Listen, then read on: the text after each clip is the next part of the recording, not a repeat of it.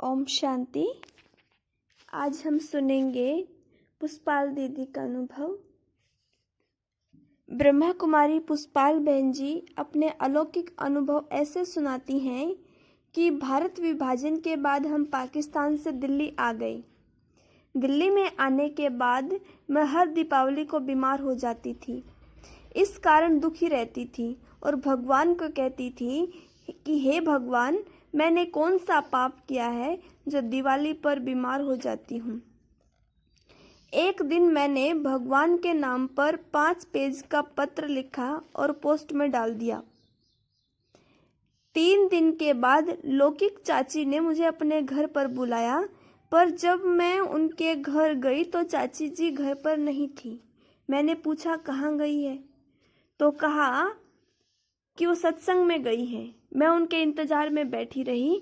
वह दोपहर 2 बजे आई तो मैंने आते ही सुना दिया कि मैं कब से बैठी हूँ। वह इतनी खुशी में थी कि मेरे बोलने का उस पर कोई असर नहीं हो रहा था। मुझे महसूस हुआ कि इसको अजीब सा सुख मिला है जो अपनी मस्ती में है। चाची ने मुझे कहा कि एक दिन तुम मेरे साथ आश्रम चलकर देखो। तुमने तो बहुत साधु महात्माओं को देखा है, शास्त्र भी पढ़े हैं, लेकिन आबू से देवियां आई हैं, उनको भी चलकर देखो। उन देवियों ने 14 साल तपस्या की है। चाची के इतना कहने के बाद मेरे मन में उत्सुकता हुई कि जाकर देखें। दूसरे दिन उनके साथ दिल्ली कमला नगर आश्रम पर गई। देखा कि एक छोटा सा कमरा जिसमें 3 बहनें योग में बैठी थीं। उनको देखते ही मन में बहुत खुशी हुई, क्योंकि उनके चेहरे की अलौकिक आभा से और वहाँ के शुद्ध और शांत वातावरण से मन प्रफुल्लित हो गया। वहाँ जाने से पहले मन में था कि मैंने तो बहुत शास्त्र आदि पढ़े हैं, संस्कृत भी सीखी है, वे लोग मुझे क्या बताएंगी। उनमें से एक बहन ने मेरे से प्रश्न पूछा, क्या आप जानती हो कि आप कौन हो? मैंने कहा, हाँ मैं जानती हूँ, मैं परमात्मा का अंश हूँ। बहन ने कहा, परमात्मा तो अजर अमर अविनाशी है, वह टुकड़ा तो हो नहीं सकता। आप परमात्मा का अंश नहीं, परंतु परमात्मा का वंश हो। मुझे ऐसा महसूस हुआ कि मैं पहले प्रश्न में ही फेल हो गई। इसका अर्थ हुआ कि बहनें मेरे से ज़्यादा जानती हैं। फिर मैंने पूछा, यह ज्ञान आपको किसने सुनाया? बहन ने कहा, यह ज्ञान हमें बाबा ने दिया। बाबा शब्द सुनते ही ऐसा लगा कि यह मेरा ही बाबा है। बाबा शब्द मुझे बहुत प्यारा और मीठा लगने लगा, क्योंकि मैं परमात्मा को बाप के रूप में याद करती थी। मैंने उनसे पूछा कि बाबा कहाँ रहते हैं? बहन ने कहा, आबू में। बाबा और आबू दोनों ही शब्दों ने मुझे बहुत आकर्षित किया। मैंने उनको बार बार कहा, आप मुझे बाबा के पास ले चलोगी? लेकिन बहनों ने जवाब नहीं दिया। मैंने उनसे कहा कि आप वायदा करो, लेकिन तीनों बहनें मुस्कुराने लगी। मैं फिर दोहराने लगी तो मेरी चाची घबराने लगी कि पहले तो आश्रम पर आने को तैयार नहीं थी और अभी यहाँ से जाने को तैयार नहीं है। बार बार बहनों से कह रही है कि मुझे आबू ले जाने के लिए वायदा करो। चाची ने मेरे से कहा, चलो घर चलते हैं, लेकिन मैंने फिर बहनों से पूछा, वहाँ जाने के लिए खास शर्तें हैं तो बताइए। बहनें सोच में पड़ गई कि यह अभी आई है, अगर नियम बताएंगे तो चली न जाए, इसलिए आनाकानी करने लगी। मैंने फिर पूछा, तब बहनों ने कहा, बाबा से मिलना है तो पवित्र जीवन बिताना पड़ेगा। मुझे ये बड़ी बात नहीं लगी, क्योंकि भगवान के लिए सिर भी कट जाए तो कोई बड़ी बात नहीं। अगर सिर्फ पवित्र जीवन बिताने से भगवान मिलता है तो ये बहुत सस्ता सौदा है। मैंने उनसे वायदा किया कि मैं पवित्र रहूंगी। बहनों ने भी वायदा किया कि हम आपको आबू ले चलेंगी। खुशी खुशी से बाबा को पत्र लिखना शुरू किया। पहले पत्र में मैंने बाबा को लिखा, बाबा, आपने इन बहनों को 14 साल अपने पास रखकर पालना की, तपस्या कराई। मैंने आपकी भक्ति की, पूजा पाठ व्रत उपवास किए, लेकिन आप मुझे नहीं मिले। अभी आपका परिचय मिला है, मैं आपसे मिलना चाहती हूँ। आप जरूर अपने पास बुलाना। लाल अक्षरों में बाबा का उत्तर आया कि क्यों नहीं बच्ची, बाबा तो आप माताओं के लिए ही आया है। जब चाहो बाबा के पास आ जाना। लेकिन परिवार बहुत बड़े खानदान का होने के कारण अकेली घर से नहीं जा सकती थी। सेंटर पर जाकर बहनों को कहा कि मैं आबू अकेली नहीं जा सकती, इसलिए मेरी सास को साथ में ले चलती हूँ। बहनों ने मना कर दिया क्योंकि सास ने कोई ज्ञान नहीं समझा था। मैंने कहा मेरे साथ घर का कोई न कोई व्यक्ति चाहिए, नहीं तो मैं बाबा के पास जा नहीं सकती, इसलिए आप बाबा से पूछ लो। बाबा से छुट्टी मिली कि भले सास को साथ ले आओ। सन 1955 में जब आबू पहुंची तो उस समय आश्रम धौलपुर हाउस में था। मैं तैयार होकर बाबा से मिलने गई तो बाबा को देखते ही दिव्यता और अलौकिकता नजर आई। मुझे ऐसा लगा कि ऐसा दिव्य व्यक्तित्व दुनिया में कहीं है ही नहीं। ऐसा दिव्य रूप मैंने जिंदगी में कभी देखा ही नहीं था। विचित्र रूहानी कशिश थी। मुझे ऐसा अनुभव हुआ कि यह ऊपर से उतर कर आए हैं, इस दुनिया के नहीं है। साथ साथ में बाबा को देखते देखते दूसरी दुनिया में चली गई जहां आनंद ही आनंद था। मेरी तंद्रा टूटी तो बाबा ने कहा कि यह कल्प पहले वाली बच्ची है, बाप को पहचाना है। मुझे भी यही अनुभव हुआ कि यही मेरा जन्म जन्म का पिता है, तो मैं बहुत समय से बिछुड़ गई थी। अभी मेरा बाबा मुझे मिल गया। मैं इतनी मस्त हो गई थी कि मुझे यह भी याद नहीं रहा था कि मुझे वापस लौकिक घर जाना है। मैंने समझा कि अब यही मुझे रहना है। 1 सप्ताह बीतने के बाद जाने की तैयारी होने लगी। मुझे आश्चर्य लगा कि जब बाप मिल गया तो वापस जाने की क्या दरकार है। मैं बाबा के पास जाकर कहने लगी कि बाबा मुझे कहीं नहीं जाना है, आपके पास ही रहना है।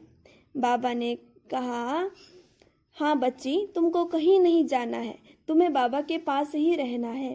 बाबा ने इतना कहा तो मैं शांत हो गई।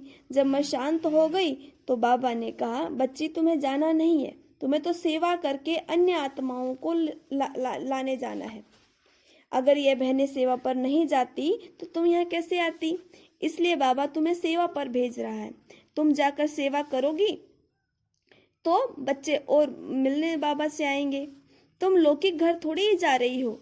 जब बाबा ने ऐसा कहा तो मैंने सेवा पर जाना स्वीकार कर लिया। हमने बैलगाड़ी पर सामान रखा और बाबा से विदाई ले पैदल बस स्टैंड गई। उस समय साधन कम थे लेकिन साधना बहुत थी। मधुबन में आते ही हर एक आत्मा अलौकिकता का अनुभव करती थी। मम्मा बाबा के सामने आते ही हर आत्मा अलौकिक अनुभूतियों में डूब जाती थी, शरीर से परे हो जाती थी। दिल करता था कि सदा इसी अलौकिक दुनिया में रहें। बाबा से मिलने से पहले मेरी पवित्र रहने की इच्छा हो रही थी।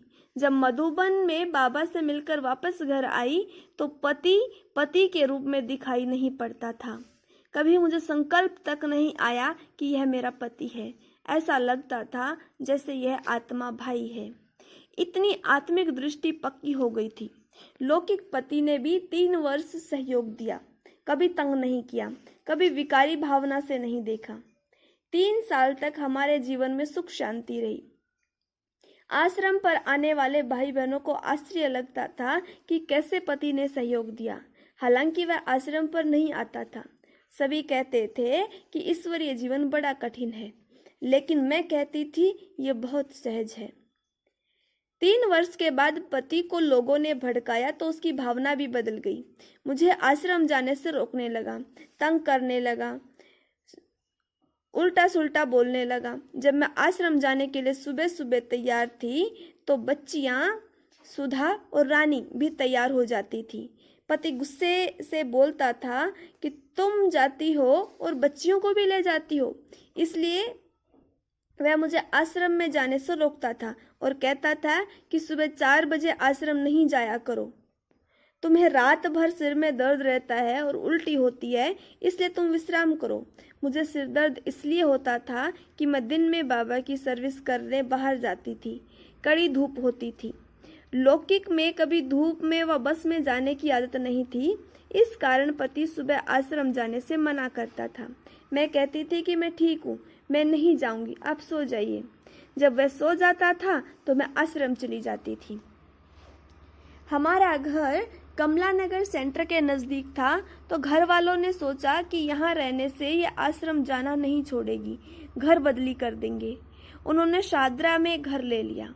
शाहदरा से कमला नगर दूर पड़ता था और उस समय सुबह सुबह 4 बजे तो बसें चलती नहीं थी, लेकिन मैंने आश्रम जाना नहीं छोड़ा। मैं क्या करती थी, सुबह सुबह सब्जी के ठेले पर बैठकर आश्रम पर जाया करती थी। ठेले वाले पूछते थे, आप इस समय कहाँ जाती हो? कभी कहती थी कि गॉडली यूनिवर्सिटी जाती हूँ, कभी कहती थी सत्संग में जाती हूँ। एक बार मम्मा साउथ एक्सटेंशन में आई थी और सुबह उनसे मिलने जाना था। रेलवे स्टेशन से बस पकड़नी थी। मैं सुबह 4 बजे ठेले में बैठकर स्टेशन पर आई तो वहाँ कमला नगर से जगदीश भाई और गुलजार बहन भी आए। शाहदरा से नई दिल्ली रेलवे स्टेशन के बीच में जंगल पड़ता था, कोई मकान आदि भी नहीं थे। मैं सब्जी के ठेले पर बैठ जाती थी। ठेले वाले कभी हिंदू होता था, कभी मुसलमान, कभी सरदार, फिर भी मुझे कोई डर नहीं था। बाबा की याद में मस्त रहकर निकल पड़ती थी। जब जगदीश भाई और गुलजार बहन ने मुझे उस दिन स्टेशन पर देखा तो पूछा, तुम किस में आती हो? इस समय न कोई बस आती न कोई टैक्सी। मैंने हंसते हुए कहा कि बाबा मेरे लिए विमान भेजता है, उसमें आती हूँ। एक दिन बहुत बारिश पड़ रही थी। उस दिन मैं सुबह ठेले में बैठकर आ रही थी। जब ठेला जमुना का पुल पार कर रहा था तो पुल के ऊपर से ट्रेन निकली और ट्रेन से कोयले मेरे ऊपर गिरे, काली शॉल हो गई। जब दिल्ली स्टेशन पर पहुंची तो जगदीश भाई ने देखा और कहने लगे, तुम रोज विमान में आती हो, आज तुम्हारे विमान को क्या हुआ जो शॉल काली हो गई? तब मैंने सारी बात बताई। ऐसे रोज मेरे साथ कोई न कोई घटना घटती थी। मैंने सदा बाबा का बहुत प्यारा रूप भी देखा था। बाबा की दृष्टि सदा मेरे लिए रूहानी स्नेह की होती थी, परंतु बाबा जितने लवफुल थे उतने ही लाफुल भी थे। यह अनुभव मुझे एक बार हुआ। सन 1963 की बात है। बड़ी दीदी कमला नगर में हर बुधवार को माताओं की क्लास कराती थी। मैं क्लास करके शाम को घर लौट आती थी। मुझे पता पड़ा कि कल सुबह रजौरी गार्डन में बाबा सभी से मिलेंगे। मुझे संकल्प आया कि अभी घर जाकर सुबह रजौरी गार्डन पर नहीं जा सकूंगी। बाबा दिल्ली में आए हैं और मैं बाबा से दिल्ली में नहीं मिलूंगी, यह कैसे हो सकता है? मेरा आकर्षण बाबा की तरफ बहुत था कि बाबा को सदा देखती रहूं। दीदी का क्लास पूरा हुआ, सभी माताएं चली गई। मैं भी घर जाने के लिए रेलवे स्टेशन तक गई, लेकिन मुझे संकल्प आया कि एक रात की ही तो बात है, आज रात आश्रम पर रुककर कल सुबह बाबा से मिलकर ही क्यों न घर चली जाऊं। फिर उसी बस में कमला नगर सेंटर पर आ गई। सेंटर पर गई तो रुक्मणी बहन ने कहा, तुम वापस आ गई? मैंने कहा, आज रात यहीं रहूंगी और कल बाबा का क्लास करके जाऊंगी।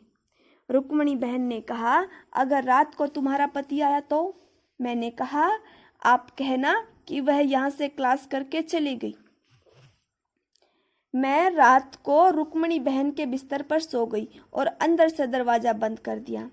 थोड़े ही समय के बाद पति सेंटर पर आया और पूछा, पुष्पाल कहाँ है? मुझे उसकी आवाज़ सुनाई पड़ी। उसको कहा गया कि वह यहाँ से चली गई। पति को पता था कि बाबा आए हैं। वह उसी समय रजौरी गार्डन सेंटर पर गया और बहनों को कहा कि पुष्पाल अभी तक घर नहीं आई है। यह कहकर वह चला गया। सुबह होते ही मैं, रुक्मणी बहन और जगदीश भाई एक टैक्सी लेकर रजौरी गार्डन गए। बाबा ऊपर वाले कमरे में ठहरे थे और ऑलराउंडर दादी बाबा के पास थी और बाबा को कह रही थी कि रात को पुष्पाल का पति आया था।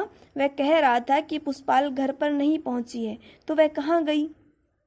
बाबा ने कहा, बच्ची बाबा से मिलने यहाँ आ गई होगी, देखो।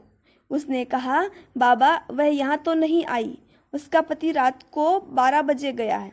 बाबा ने कहा, क्या बच्चा रात को 12 बजे तक भटकता रहा? तो वह रात को कहाँ रही होगी? मैं पीछे से सीढ़ियाँ चढ़ रही थी। मैंने कहा, बाबा मैं यहाँ हूँ। बाबा बड़े आश्चर्य से देखने लगे। फिर वे कहने लगे, तुम यहाँ रात को कहाँ थी? मैंने कहा, बाबा मैं रात को कमला नगर में थी। बाबा ने कहा, वहाँ होते हुए भी उस बच्चे को तुमने भटकाया, बेचारे को इतना तंग किया। उस समय बाबा के चेहरे पर उस बच्चे यानी लौकिक पति के प्रति बेहद दया भावना स्पष्ट रूप से दिखाई पड़ रही थी। बाबा एक क्षण गहरी शांति में चले गए। बाबा को मालूम था कि बच्ची को परेशान करता है, तो भी उसके प्रति बाबा का करुणा भाव उमड़ रहा था। बाबा ने कहा, तुमने बच्चे को रात भर भटकाकर उसको परेशान क्यों किया? मैंने कहा, बाबा क्लास पूरा होते ही मैं यहाँ से चली जाऊंगी। बाबा ने अपने हाथ पीछे बांधकर कहा, आज बाबा क्लास में जाएंगे ही नहीं। बाबा बैठ गए और कहा, तुमने उस बच्चे को परेशान किया है, इसलिए बाबा क्लास में नहीं जाएंगे। पहले तुम घर जाओ। मुझसे भी रहा नहीं गया। मैंने जाकर बाबा का हाथ पकड़ा और कहा, बाबा दुनिया मुझे ठुकराती है, आप भी मुझे ठुकराते हो। ठीक है, मैं जा रही हूँ। मेरे ये शब्द सुनते ही बाबा की आंखें भर आई, परंतु आंसू बाहर नहीं निकले। जब भी बाबा का प्यार उमड़ता था तब नयन भर आते थे। मैंने बाबा को कहा, मैं जाती हूँ। इतना कहकर बाहर निकल गई। तुरंत बाबा ने जगदीश भाई और अन्य भाइयों को भेजा कि जाओ, बच्ची ने रात को कुछ खाया नहीं होगा, सुबह सुबह इतनी सर्दी में आई है, चाय भी नहीं पी होगी, उसको चाय पिलाकर भेजो। बाबा ने रुक्मणी बहन को कहा कि वह रात को तुम्हारे पास थी, इसलिए तुम उसको घर छोड़कर आओ। जब मैं गेट पर पहुंची तो कोई टोली लेकर, कोई चाय लेकर दौड़े आ रहे थे। मैंने कहा, मुझे कुछ नहीं चाहिए, मैं कुछ नहीं खाऊंगी, लेकिन रुक्मणी बहन साथ चल दी। मैंने उसे आने के लिए मना किया और कहा, यह मेरा विषय है, जो होगा मैं देखूंगी, तुम वापस जाओ, मैं अकेली जाऊंगी। जब मैं घर पहुंची तो सभी अपने जोश में बैठे हुए थे। कहने लगे कि आ गई, चलो आज तुम्हारा फैसला हो ही जाए, रोज रोज के झगड़े हमसे नहीं देखे जाते। मैंने भी कहा, चलो फैसला हो जाए तो बहुत अच्छा है। पति मुझे लौकिक रिश्तेदारों के पास लेकर गया और बोला, यह ब्रह्मा कुमारियों के पंजे में आ गई है, उन्होंने इसको भटका दिया है। पति बहुत बोलता रहा, लेकिन मैं चुप रही, कुछ नहीं बोली। पति बार बार कहने लगा कि ब्रह्मा कुमारियों ने इसका दिमाग खराब कर दिया है। तो सभी ने फैसला किया कि इसके ब्रेन का टेस्ट किया जाए। सन 1965 में मेरे दिमाग का टेस्ट रामतीर्थ हॉस्पिटल में कराया गया। उस समय पीठ से एक बोतल पानी निकाला गया, जिस कारण मेरी पीठ कमजोर हो गई। रिपोर्ट मिली कि इसका दिमाग ठीक है। आराम के बाद भी मैं बैठ नहीं सकती थी, खड़ी नहीं हो सकती थी। दिन प्रतिदिन दर्द बढ़ रहा था। उसी समय मम्मा अव्यक्त हुई। आखिर मेरी चाची ने कहा कि तुम मुंबई आ जाओ, मुंबई में डॉक्टर को दिखाएंगे। मैं जैसे तैसे मुंबई पहुंच गई। मेरी चाची का लड़का बहुत बुद्धिमान था।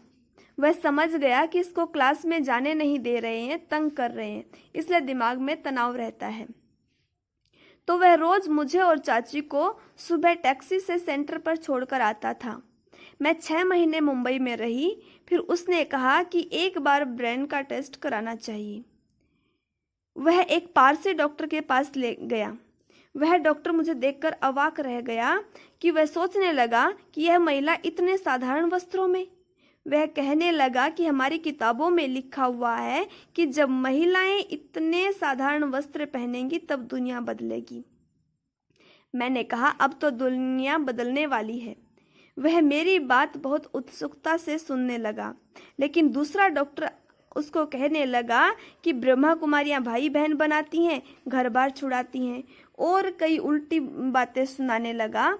तो पारसी डॉक्टर ने उसकी बातें नहीं सुनी और मेरे से कहा, मैं समझता हूँ आपका दिमाग खराब नहीं है, फिर भी आपके परिवार वालों को सर्टिफिकेट देना है, इसलिए टेस्ट करना जरूरी है। मेरा टेस्ट पूरा हुआ। वह पारसी डॉक्टर फूल माला लेकर आया और मेरे गले में डालकर कहा, you are all okay. Brain is very okay. इस प्रकार मैं मुंबई में 1 साल रही। उसके बाद वापस दिल्ली आई। आखिर मेरे बंधन टूटने का समय भी आ गया। मैंने दोनों बच्चियों की ट्रेन टिकट देकर बिठा दिया और कहा स्टेशन से रिक्शा लेकर चंद्रमणि दादी के पास आश्रम में चले जाना। खाने पीने के लिए कुछ नहीं दिया था, सिर्फ एक बैग में कपड़े डालकर भेज दिया। दादी चंद्रमणि को आश्चर्य लगा कि ये दिल्ली से अकेली आई है। 2 बेटों को भी अपनी लौकिक माँ के पास अमृतसर भेज दिया। बच्चों को भेजने के बाद मैं फ्री हो गई। मुझे प्रबल संकल्प आने लगा कि कैसे भी यहाँ से छूटूं। मैंने पटना जाने की योजना बनाई। मैंने जगदीश भाई को कहा कि मेरे पटना जाने की टिकट बना दे। जगदीश भाई ने कहा तुम स्टेशन पर आ जाना, मैं टिकट लेकर इंतजार करूंगा। पता नहीं उस दिन पति घर से बाहर गया ही नहीं, इसलिए मैं घर से बाहर नहीं जा सकी। फिर दूसरे दिन जगदीश भाई को फोन किया कि कल जरूर टिकट करा देना, मैं जरूर आऊंगी। दूसरे दिन मैं छोटी सी अटैची लेकर दोपहर 12 बजे घर से निकल गई। पति को पता पड़ा तो ढूंढता हुआ मेरे पीछे आया, लेकिन गलियों से होती हुई छिप छिपाकर पति से बचते हुए बस स्टैंड पर पहुंची। बस पकड़कर कमला नगर ने जाकर दूसरे सेंटर पर गई। उसी रात को पटना मेल में बैठकर पटना पहुंच गई। उसी दिन से पति और घर वालों के बंधन से मुक्ति मिल गई। कुछ वर्षों के बाद मुझे वापस आने के लिए जबरदस्ती करने लगे, क्योंकि मकान, जेवर, पैसे, लॉकर्स आदि सब मेरे नाम पर ही थे। रिश्तेदारों ने कहा कि इसने ब्रह्मा कुमारियों को दे दिया होगा, इसलिए बच्चे बार बार मेरे पास आकर तंग करने लगे। एक बार बड़ा बेटा आया क्योंकि उसकी शादी थी, शादी में जेवर चाहिए। बेटा बड़ी दीदी के पास जाकर दीदी से पत्र लिखवा कर आया। उस समय मैं विराटनगर नेपाल में थी। वह वहां आया और दीदी का पत्र दिखाया। बड़ी दीदी ने पत्र में लिखा था कि बच्चे की शादी है तो उसको कुछ जेवर आदि दे दो। मैं बाबा के कमरे में गई और बाबा से पूछा कि मैं जाऊं या न जाऊं। मुझे बाबा की टचिंग हुई कि मुझे जाना चाहिए। मैं बेटे के साथ दिल्ली आई। मैं सेंटर पर ठहरी। बच्चा घर गया। अगले दिन बेटे को लेकर बैंक गई। मेरे लॉकर्स में जो कुछ था सब उसको दिखाया। वह देखकर हैरान हो गया, क्योंकि हीरे, मोती, सोना, जेवर सब उसमें थे। बेटे ने सुना था कि माँ ने सब कुछ ब्रह्मा कुमारियों को दे दिया है। मैंने कहा तुमको जो चाहिए, जितना चाहिए उठा लो। वह उठाने में संकोच करने लगा। थोड़े समय तक उसको समझ ही नहीं आया क्या करे क्या न करे, कितना ले। फिर उसने आधा लिया और कहा हम दोनों भाइयों के लिए हैं। मैंने कहा ठीक है। फिर उसने एक क्षण सोचा और कहा मम्मी आप तो 3 लोग हैं। फिर उसने जो लिया उसमें से निकालकर मेरे में डाल दिया। वह अपना लेकर चला गया। मकान भी लड़कों के नाम पर लिख दिया और कागजात भी उन्हें दे दिए। वे सब खुश हो गए। मैंने अपना हिस्सा जो मिला था उसको लेकर लॉकर्स खत्म करके हमेशा के लिए लौकिक संबंध और बंधन दोनों तोड़ दिए और निश्चिंत होकर बाबा की सेवा में व्यस्त हो गई। सन 1968 में मैं बाबा से मिलने आई। उस समय मुझे बाबा अलग दिखाई पड़ते थे। मुझे लगता था कि बाबा बदल गए हैं, पहले वाले बाबा नहीं है। एक दिन मैं और न्यूयॉर्क वाली मोहिनी बहन बाबा के कमरे में गई। बाबा एकदम मगन अवस्था में थे। पहले कभी बाबा के कमरे में जाते थे तो बाबा कहते थे आओ बच्चे आओ। उस दिन हम दोनों बहुत देर तक खड़ी रही, परंतु बाबा ने कुछ नहीं कहा। हमें महसूस हुआ कि बाबा का शिव बाबा के साथ बहुत गहरा कनेक्शन जुड़ा हुआ है। बहुत तल्लीन अवस्था में है, इसलिए हम बाबा को डिस्टर्ब नहीं करेंगे। हम जाने की सोच ही रहे थे कि बाबा की नज़र हम पर पड़ी तो बाबा ने कहा बच्ची आई हो। इतना कहकर फिर शिव बाबा की याद में मगन हो गए। हमें लगा कि बाबा उपराम हो गए। एक दिन बाबा क्लास कराकर बाहर आ रहे थे। बाबा के साथ लच्छू बहन और ईशू बहन थी। उस समय मुझे एक अनोखा दृश्य दिखाई दिया। बाबा के पांव धरती से बहुत ऊपर दिखाई पड़ रहे थे और इन दोनों बहनों के पांव बहुत नीचे धरती पर दिखाई पड़े। मैं यह दृश्य बहुत ध्यान से देखने लगी और ऐसा लगा कि बाबा संपूर्ण फरिश्ता बन गई, एकदम इस दुनिया से उपराम हो गई। बाद में मैंने बहुत भाई बहनों को भी बताया कि बाबा की अवस्था बहुत ऊंची हो गई है, बाबा संपूर्ण फरिश्ता दिखाई दे रहे हैं। इस प्रकार बाबा के अंतिम दिनों की स्थिति को भी मैंने देखा। यह मेरा सौभाग्य है। यह अनुभव यहीं पर समाप्त होता है।